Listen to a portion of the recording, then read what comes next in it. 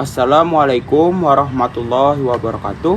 Perkenalkan, nama saya Rifki Nugraha dengan NIM 23103131100030. Di sini saya akan membahas tentang manajemen sumber daya manusia yang kasusnya tentang karyawan PT Grab Indonesia melakukan diskriminasi kepada penyandang disabilitas tuli. Sebelum masuk ke dalam kasusnya, manajemen sumber daya manusia memiliki beberapa fungsi-fungsi yang harus kita ketahui. Fungsi-fungsi tersebut ialah yang pertama ada pengadaan, rekrutmen, seleksi, orientasi, evaluasi kinerja, kompensasi, pengintegrasian, pemeliharaan, dan pemberhentian. Di dalam kasus yang akan kita bahas kali ini, karyawan PT Grab Indonesia melakukan beberapa penyimpangan terhadap komponen di fungsi tersebut, yaitu rekrutmen dan seleksi, dan juga memerlukan evaluasi kinerja. Berikut akan saya paparkan beberapa berita tentang kasus PT Grab Indonesia. Silahkan disaksikan.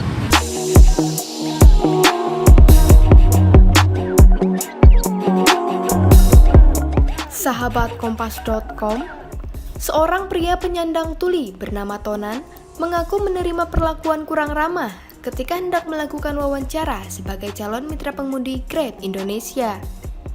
Perlakuan buruk tersebut dilakukan oleh petugas Satpam di kantor Grab pada Selasa 26 April 2022. Saat itu, Tony mengaku menerima perlakuan kurang menyenangkan. Bahkan, dirinya diberitahu tidak ada lowongan pekerjaan bagi penyandang tuli. Chief Communication Officer of Grab Indonesia Mayang Siber mengatakan, pihaknya tengah melakukan investigasi internal terkait kejadian tersebut. Petugas yang diduga memberikan perlakuan buruk itu dibebas tugaskan selama proses investigasi berlangsung.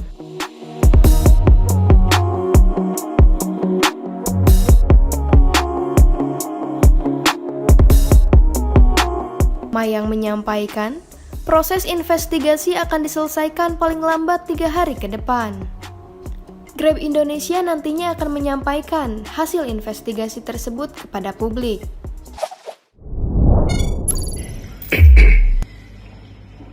Hai, kita nyatain suami Grab kita mau bikin video surat terbuka untuk Grab dan suami mau berbagi cerita mengenai berbiada. 1 bulan yang lalu, saya iseng untuk coba mendaftar melamar pekerjaan di Grab untuk mencari tambahan penghasilan karena terkena efek dari COVID. Nah, saya menunggu sekitar 1 bulan dan saya baru saja mendapatkan kabar kemarin di WhatsApp untuk besok ada undangan interview. Dan kemudian saya langsung datang ke Grab menggunakan motor dan bertemu dengan seorang satpam di situ. Dan saya tunjukkan handphone saya karena saya tuli dan semua orang menggunakan masker. Jadi saya tulis dan tunjukkan bukti interview dari handphone. Nah, kemudian saya sampaikan bahwa saya adalah tuli alias saya tidak bisa mendengar. Dan kemudian satpam tersebut seperti menolak saya karena dia tidak mengerti apa yang saya sampaikan. Dan saya juga tidak mengerti apa yang dia sampaikan. Kemudian satpam tersebut minta saya untuk menulis di handphone dan mengatakan untuk menunggu, dan dia memanggil kepala security yang seperti atasannya, dan kepala security tersebut menemui saya. Saya tuli dan saya tunjukkan tulisan tersebut dan saya tidak mengerti apa yang disampaikan oleh kepala satpam tersebut karena tetap menggunakan masker dan saya tidak bisa melihat gerakan mulut dia karena saya tuli dan meminta untuk membuka maskernya, tapi mereka menolak dan saya tidak mengerti apa yang mereka sampaikan. Jadi seharusnya kan ketika ngobrol tersebut kepala security itu harus buka masker atau meminta langsung kepada bagian kepegawaian untuk bertemu langsung dengan saya. Tetapi kemudian mereka bertanya, kamu bisa ngomong nggak? Nah, tapi saya bilang, saya tidak bisa ngomong jelas 100%. Tapi saya mau tahu di WhatsApp ini apa yang kamu sampaikan. Nah, kemudian dia minta saya untuk bicara yang keras, dan saya merasa itu seperti tidak sopan. Ya, tidak sopan dan tidak bertanya dulu kabarnya apa, tapi malah langsung ditanya seperti itu. Dan itu malah membuat orang tersinggung. Kalau saya sih sebenarnya tidak tersinggung, tapi saya merasa itu tidak sopan. Dan bagaimana kalau misalnya ada teman-teman tuli lain yang melamar kerja di situ dan malah menjadi tersinggung karena sikap yang diterima seperti diskriminasi. Nah, kemudian kalau misalnya kemudian saya memanggil, "Mas, gimana kalau sikapnya tidak baik seperti ini, saya bisa lapor loh ke atasan, gimana?" Nah, kemudian dia tiba-tiba berubah sikapnya seperti menjadi lebih baik untuk komunikasi sama saya. Nah, kemudian dia meminta saya untuk menunggu, dan dia masuk ke dalam, dan kemudian saya diizinkan untuk masuk. Saya masuk ke dalam, dan kemudian saya mengikuti mereka untuk masuk ke dalam, dan Bapak Satpam tadi tidak ikut.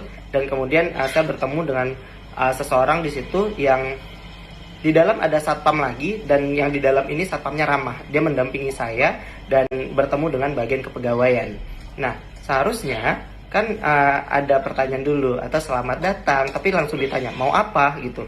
Dan kemudian saya sampaikan bahwa saya tuli, dan saya minta dia untuk komunikasinya, untuk ngobrolnya pelan-pelan atau ditulis. Tapi dia tetap berbicara dengan lisan, dan saya tidak mengerti apa yang dia sampaikan. Kamu ngomong apa, saya tidak paham. Dan kemudian dia tetap ngomong dengan lisan. Jadi ternyata yang diminta adalah berkas. Oh, saya baru ngerti, minta berkas. Saya berikan berkas, dan kemudian dia membaca berkas, dan kemudian dia tanya, apakah kamu sudah berkeluarga? Sudah. Tinggal di mana? Dan ya, saya tinggal di daerah ini. Dan pertanyaannya sama seperti satpam yang di luar, menanyakan apakah saya sudah berkeluarga, apakah di mana tinggalnya. Dan saya rasa ini pertanyaan yang aneh untuk ditanyakan secara personal di wawancara kerja sini. Kemudian saya ditunjukkan sebuah tulisan yang kemudian mereka minta saya untuk membacanya. Apakah saya bisa membacanya? Kemudian saya pikir saya bisa membaca, tapi ternyata dia minta untuk saya membaca dengan keras. Dan saya berpikir, untuk apa saya harus membaca ini? Oke lah, saya baca dengan keras. Dan orang-orang tersebut bereaksi untuk mendengar apa yang saya ucapkan. Dan saya merasa, ini benar-benar tidak sopan, dan ini benar-benar mendiskriminasi saya. Untungnya saya tidak masalah dengan hal ini. Tapi bagaimana kalau misalnya ada teman-teman tuli yang lain tersinggung dengan perlakuan seperti ini? Harusnya kan kita saling menghormati dan menghargai ya. Nah, kemudian saya merasa, ini benar-benar nggak beres nih. Nah, kemudian saya dipanggil lagi. Saya nggak ngerti kan, tapi saya ikutin. Saya diajak ke sebuah tempat ruangan yang sepi dan kosong, nggak ada orang-orang di situ. Dan saya merasa, ya udahlah ikut. Nah, kemudian saya berdiri di depan, dan si pegawai itu berada di belakang. Akhirnya saya paham. Ternyata dia ingin melakukan pengetesan pendengaran saya dengan bertepuk tangan dan memanggil-manggil saya. Dan saya kan nggak bisa dengar. Saya tuli. Saya sudah menyampaikan seperti itu, dan akhirnya oke. Kemudian si pegawai itu membawa saya lagi, dan ini benar-benar tidak sopan, seperti mengejek ketulian saya. Kemudian kita keluar lagi, dan kemudian dia mengatakan, apakah kamu bisa membayar? Membayar apa? Kata saya kan, membayar sebesar 350.000. Nah, saya tanya, untuk apa 350.000? Dia tetap menjawab dengan lisan dan tidak menjelaskan dengan tulisan, yang akhirnya membuat komunikasi tidak nyambung karena saya tidak mengerti. Kemudian ya sudah, saya bilang bahwa yang saya tahu di dalam Grab ini interview tidak ada bayar apapun, free, karena sudah ada penjelasan. Tapi padahal kalau ditulis saya bisa paham apa tujuannya uang 350.000 ini untuk apa. Apakah ini 350.000 ini sesuatu yang benar? Saya pikir ya kali aja ini untuk nyogok kan, atau mungkin hal-hal buruk yang saya tidak mau melakukan itu. Tapi kemudian ya sudah, saya nggak bisa bayar 350.000, dan ternyata dia mengatakan tidak menerima tuli. Kemudian saya menghubungi teman saya yang bekerja di Grab setelah pulang, dan saya chatting di situ. Ternyata uang 350.000 itu untuk mendapatkan jaket dan ID serta instrumen lainnya untuk menjadi driver. Nah, saya bilang, maaf saya tidak tahu tentang itu, dan teman saya yang bekerja di Grab mengatakan permintaan maaf dan sudah melaporkan ke atasan. Jadi kemudian saya pulang. Nah, kepala security itu juga sepertinya bersikap lebih baik gitu lah. Nah, jadi Baiklah, dari video yang telah kalian saksikan tadi, bagaimana pendapat kalian tentang kasus PT Grab Indonesia ini? Kasus ini sebenarnya adalah hal yang telah tercantum dalam Undang-Undang Ketenagakerjaan yang menjelaskan mengenai perlindungan dan hak tenaga kerja, yaitu Undang-Undang Republik Indonesia Nomor 19 Tahun 2011 tentang pengesahan kompensasi hak-hak penyandang disabilitas. Baik, dari analisa saya, PT Grab Indonesia mungkin harus menumbuhkan kesadaran dan kepedulian terhadap penyandang disabilitas pada lingkungan kerja. Hal ini dapat PT Grab lakukan dengan melakukan pelatihan terhadap karyawan tentang bagaimana memperlakukan disabilitas, hak-hak yang harus didapatkan oleh penyandang disabilitas, keberagaman, dan memotivasi lingkungan kerja, serta mempromosikan non-diskriminasi di tempat kerja yang lebih baik bagi penyandang disabilitas. Hal ini tidak hanya akan memberikan manfaat bagi perusahaan, tetapi juga seluruh masyarakat dengan mengubah pola pikir mereka dan menghilangkan stigma negatif. Selanjutnya, mungkin yang harus dilakukan PT Grab Indonesia adalah menjalin hubungan dan berkonsultasi dengan organisasi penyandang disabilitas. Yang pertama yaitu dukungan yang bisa didapat dari OPD dalam berbagai bidang. Misalnya, implementasi kebijakan disabilitas, saran dan pertimbangan mengenai akomodasi bagi penyandang disabilitas di tempat kerja. Pelatihan bagi manajer, karyawan, CEO juga mungkin mengenai bagaimana cara memperlakukan penyandang disabilitas, pelatihan bagi penyandang disabilitas agar dapat memenuhi persyaratan kerja, dan memberikan konsultasi pada perusahaan dalam berminat bekerja untuk perusahaan atau yang memenuhi persyaratan keahlian kerja. Penyesuaian tempat kerja juga harus diperhatikan oleh perusahaan yang hendak membuka lapangan pekerjaan bagi penyandang disabilitas. Hal yang dapat dilakukan, yang pertama adalah memberikan fasilitas yang ramah bagi penyandang disabilitas, seperti menyiapkan akomodasi fisik yang layak, tempat kerja yang bersih dan rapi, menata koridor yang luas, dan bebas hambatan.